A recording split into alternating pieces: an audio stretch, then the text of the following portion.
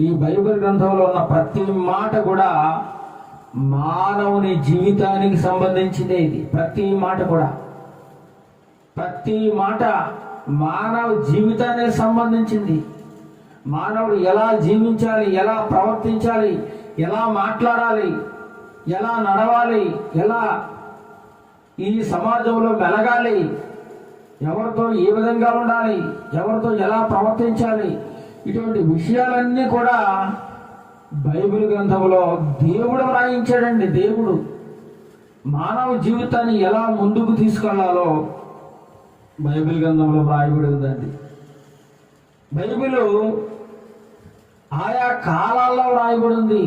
ఎవరో ఒక మనిషి ఒక చోట కూర్చుని వ్రాసిన గ్రంథము కాదండి.